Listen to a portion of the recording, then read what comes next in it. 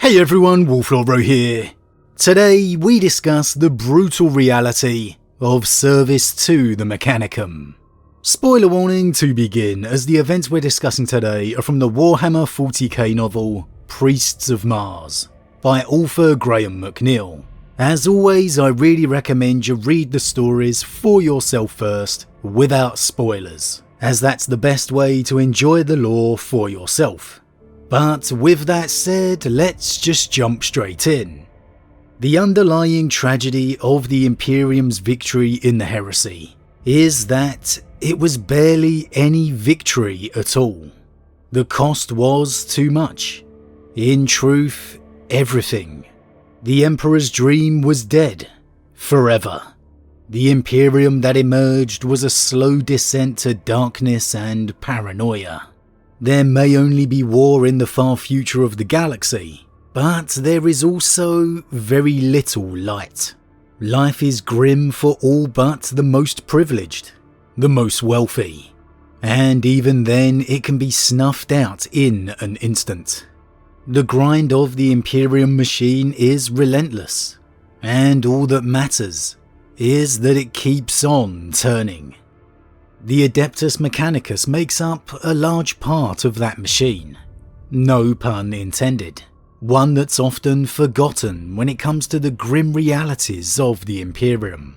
Yet, it is just as brutal and unforgiving. And not just to its tech priests and magoses, but to the ordinary men and women who serve too. Those who not only would you most likely not think about when it comes to the Mechanicum, but also those very rarely seen. And that's quite an important point. Whenever we discuss or see the forces of the Mechanicum in the lore, it's virtually always those red-robed priests. They're mechanical servants such as the Skitari, and so on and so on. Beings who maybe at one time could be called human, but bear little if any resemblance to it now, in appearance or manner. But the service of the Omnissiah does need manpower, just as much as their Imperial counterparts. And thanks to the novel Priests of Mars, we got a glimpse on just how cold and heartlessly they go about acquiring it. It takes place on the Imperial world of Jora, within Segmentum Pacificus, a typical high-production world hell-bent on churning out its requirements to the Imperium. Pollution is high due to the Mechanicus refineries, turning the hab zones into smog-covered death zones, and the Navy docks is a hive of constant activity, processing and loading the continual supplies to the ever-arriving fleets above. And now here there was a Mechanicum fleet needing resupply in orbit, where dock workers Abraham and Coin, who had somehow ended up in a scrap within one of the many dive dock bars, would find out how quickly life within the Imperium could change, and just how uncompromising the Mechanicum is. "Put knife down, put man down," repeated the Ogryn. Before the man could comply, metal shutter doors throughout the bar crashed open, and a chorus of vox-amplified voices blared inside. Sodium-tinged light flooded through the doors, and from his vantage point on the floor, Abraham saw strobing spotlights mounted on the backs of giant vehicles. Black armoured figures poured into the bar, clubbing men to the ground with vicious blows from shock mauls and the butts of automatic shotguns. Metal-skinned hounds on chain leashes barked with augmetic anger, their polished steel fangs bared, hungry red eyes fixed on the bar's patrons. "Coleman," shouted Coin, scrambling away from the overturned table. Abraham struggled to his feet, suddenly sober at the sight of the impressment teams as they dragged men out of the rumbling confinement vehicles. The man with the knife stepped away from Ismail, and the overseer bolted for the nearest way out, sobbing in fear and confusion. The bar was in uproar. Concussion sirens brayed and blinding light strobed through the bar, all designed to stun and disorientate. Abraham's ocular cutoff screened him from the worst of the light, but the horns were deafening. Men encased in black leather and gleaming carapace armour with bronze, faceless helms swept through the bar like soldiers clearing a room. Abraham saw Ismail shot in the back by a soft round and slammed into a metal wall with the force of the impact. He slumped to the ground, unconscious, and 2 growling cyberhounds dragged the overseer's limp body outside. A hand grabbed his shoulder. "We've got to get out of here," cried Coin. Abraham looked for a way out. The collarmen and their mastiffs had all of the exits covered, or at least all the obvious ones. Now, you may be thinking this is some form of an Arbeits raid on an illegal establishment. It certainly feels like it. Black armoured figures pouring in, armed to the teeth, shotguns and shock mauls primed, clubbing anyone to the floor within reach. It's undoubtedly brutal. I mean, it feels like a scene from the Underhive of Necromunda. Black armoured figures poured into the bar, clubbing men to the ground with vicious blows from shock mauls and butts of automatic shotguns. It's a raid, an assault, in every sense of the word. These forces, whoever they may be, are quite clearly fully prepared.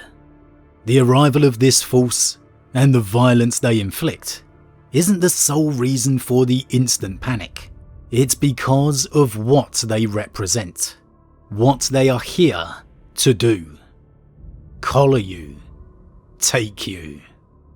This is a grimdark universe mirror to the press gangs of the old Royal Navy, who centuries ago used to roam the ports of England and essentially abduct people into service aboard the vessels of the Royal Navy, whether they liked it or not. And here these collarmen are here for the exact same reason, performing the exact same service. Only here, within the grimdark universe, they are here for the Adeptus Mechanicus. Coin and Abraham attempt to escape out the back of the bar, but of course the collarmen are waiting for them.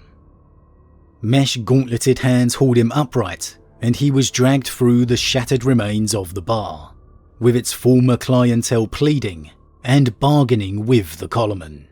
Abraham tried to struggle, but was held fast. Once the collarmen had you, that was it. You were bound to life aboard a starship. But that didn't stop him from trying to beg for his freedom. "Please," he said, "you can't. I have permits. I work. I have a wife." He blinked away static interference as they dragged him outside, the discordant wails of the sirens making him feel sick, and the constant barking of the cyberhounds setting his teeth on edge. The collarman dumped him at the open doors of the growling volunteer wagon, and fresh hands hauled him upright. His legs were still weak, but he was able to stand as a clicking bio-optic was shone in his eyes, overloading his filters.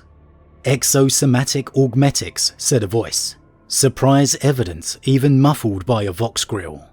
"Tertiary grade," said another. "We can pull a full bio-ident and service history off them."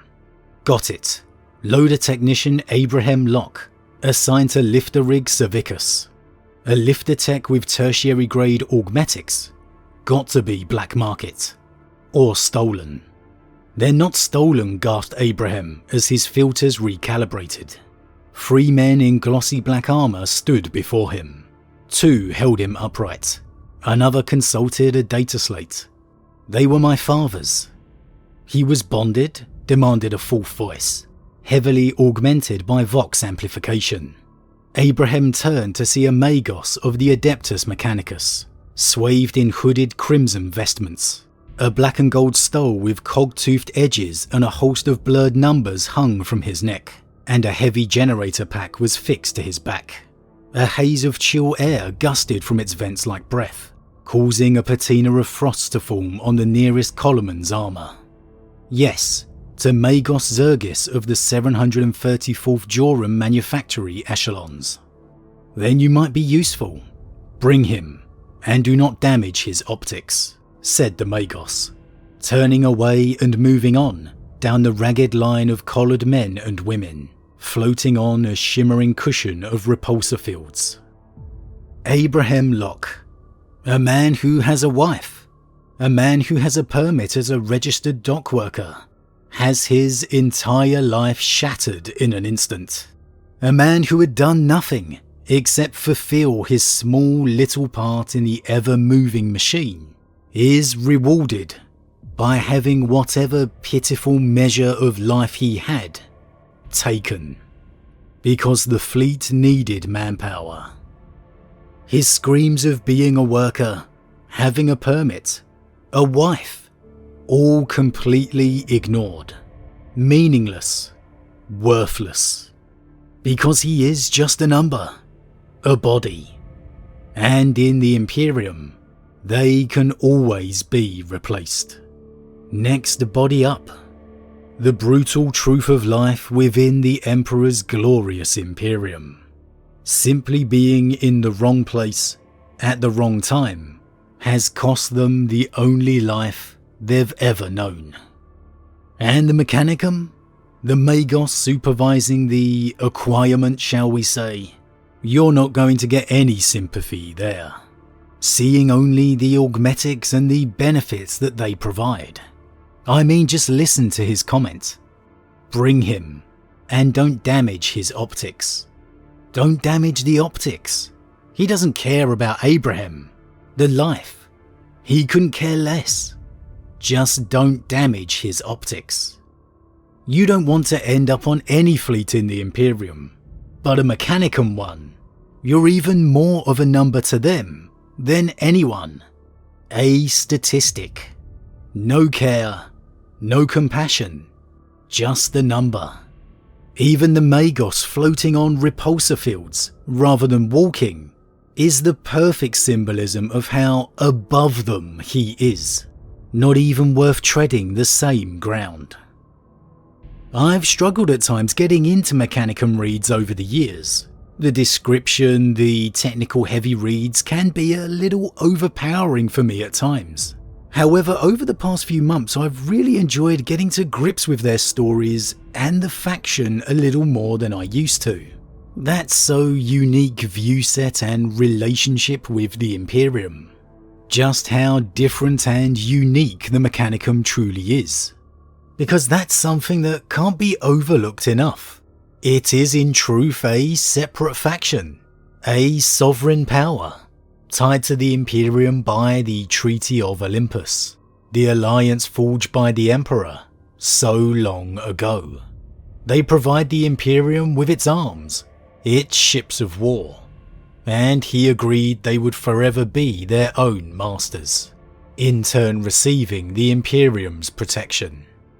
The Mechanicum don't share the same views as the Imperium, the same logic, even the same desires as its people, but nor do they have to, as long as they fulfill their own side of that age-old bargain.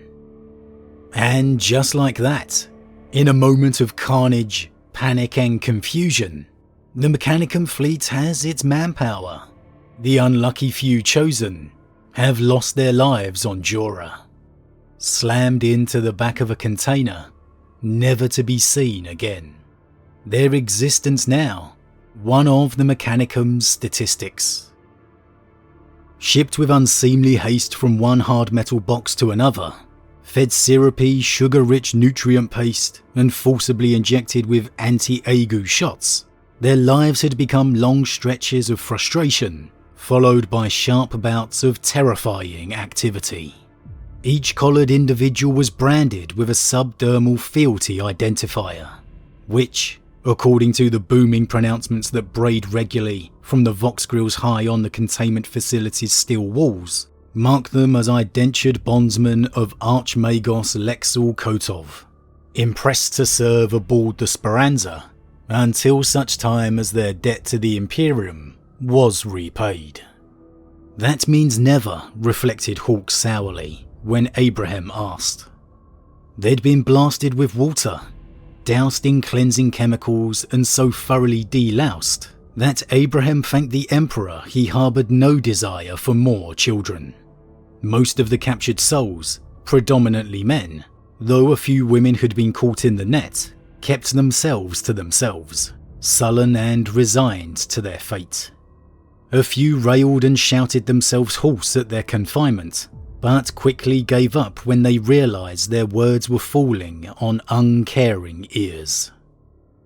Just when you thought your life was all you could lose, the Mechanicum take your humanity, repaying their debt to the Imperium. Collared, branded, hosed and decontaminated, all in the guise of doing your part, being thankful to serve. We talk a lot about the Emperor's sacrifice, which is immeasurable, but boy do his people sacrifice themselves. At least the Emperor had a choice. Here, as we see for so many of his people, they don't. There's a passage later that shows after decontamination, the people are allowed to keep one item on them. One. Imagine that. Just one item you happen to have on you at the time, for any remembrance or trace of your former life. Just one. It's crazy to think about. Abraham luckily had an old bad picture of his wife and kids, but imagine how many had nothing on them, nothing to keep that dream alive, other than their fading memory. Or maybe those people are in fact the lucky ones, nothing to remind them of what they've lost. As we know all too well, only in death does duty end, and only in death is that debt repaid. These people, this crew, has no hope of ever returning to their life they used to know. What an absolutely fascinating unveiling of the realities beneath the surface, the unknown truth of the human toll within these Mechanicum fleets. The creed so dedicated to the machine, still so reliant on people. His people. The real resource, the real sacrifice, that keeps the Imperium, the Mechanicum, alive. But as always everyone, what do you think?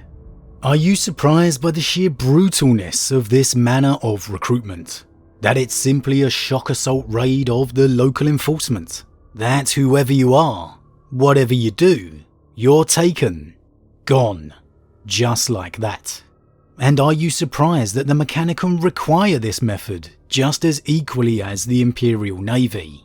The tech creed of the Adeptus Mechanicus, so devout in its technological superiority, still so dependent on simple manpower. Do you feel life within a Mechanicus crew would be worse than that of the Imperial Navy? Or do you feel somehow it would be better? And are you surprised the Mechanicum doesn't have truly dedicated crews for all of its levels, even the lowest of reaches?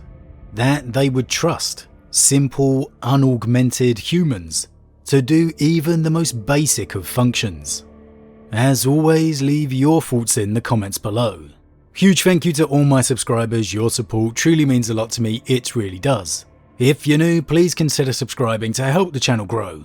And if you enjoyed this particular vid, then why not drop a like on it too. But with that said, I am off. And I'll see you all again real soon.